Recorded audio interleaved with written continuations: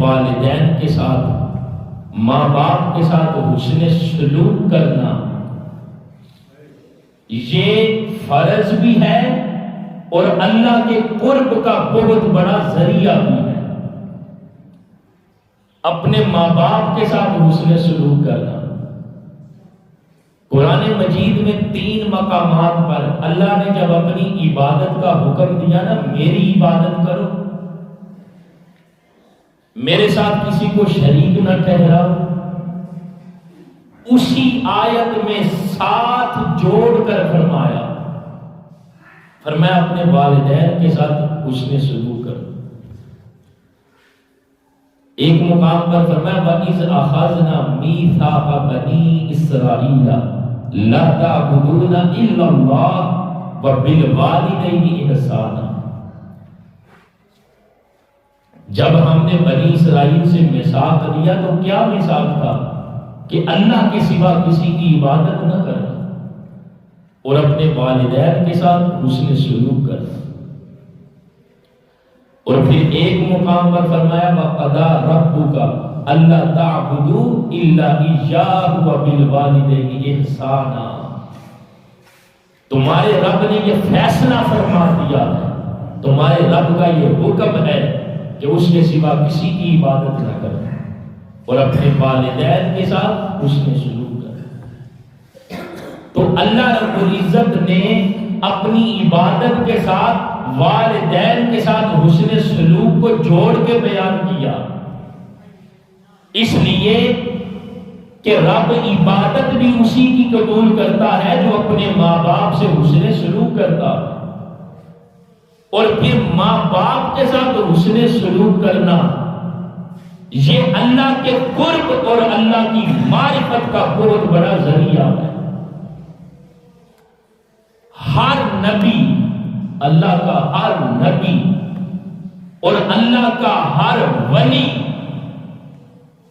ماں باپ کا ادب و احترام کرنے والا تھا،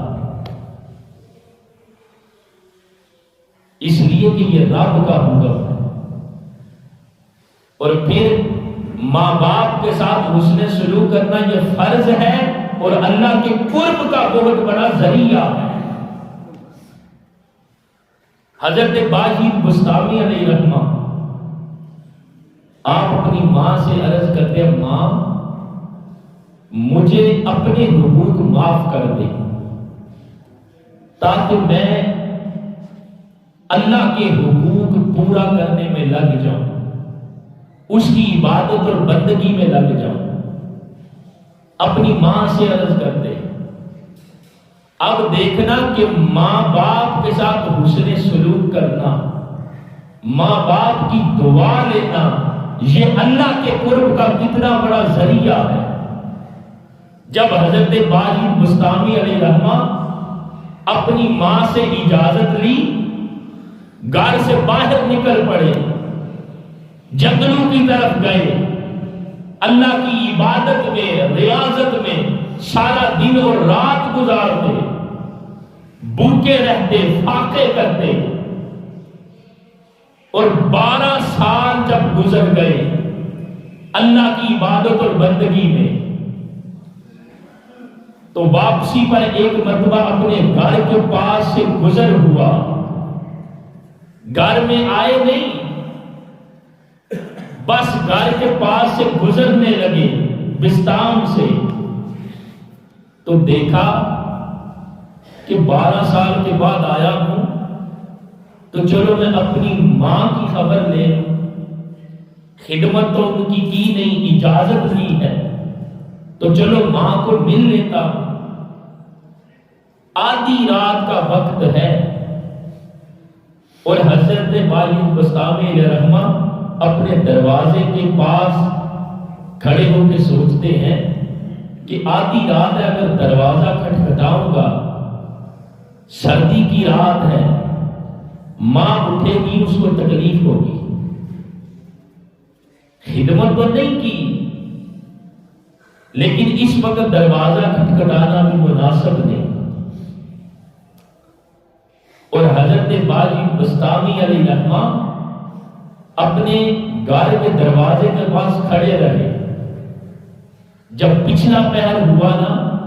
تو دروازے کے پاس سے جو نالی آتی تھی نا باہر، اس میں سے پانی باہر آیا تو حضرت باجد بسطامی علیہ رحمہ سمجھ گئے کہ رات کا پچھلا پہر ہے تو میری ماں تہجد کی نماز ادا کرنے کے لیے اٹھی ہے۔ دروازہ کھٹکھٹایا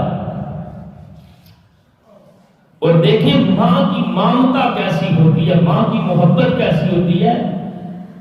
بیٹا دروازہ کھٹکھٹائے نا، کوئی بھی بیٹا،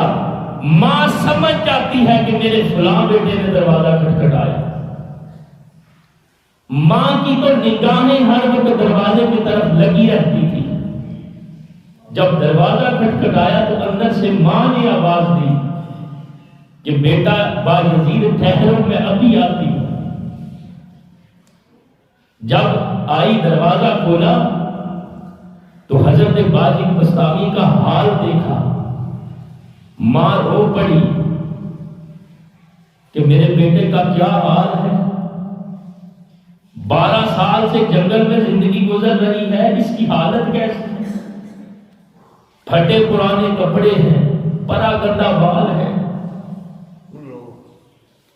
ماں جب رو پڑی تو خدا کی بارگاہ میں عرض کی، مولا باجزید تیرے قرب کے لیے مجھ سے اجازت لے کے گیا تھا،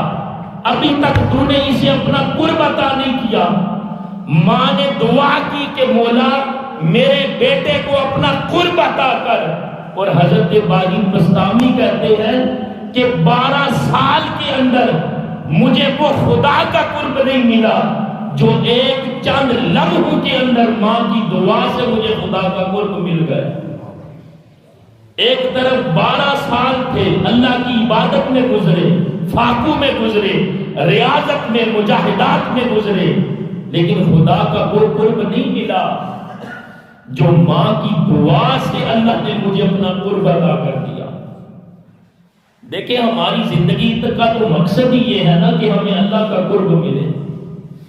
خدا کی معرفت ملے۔ خدا کے قرب کا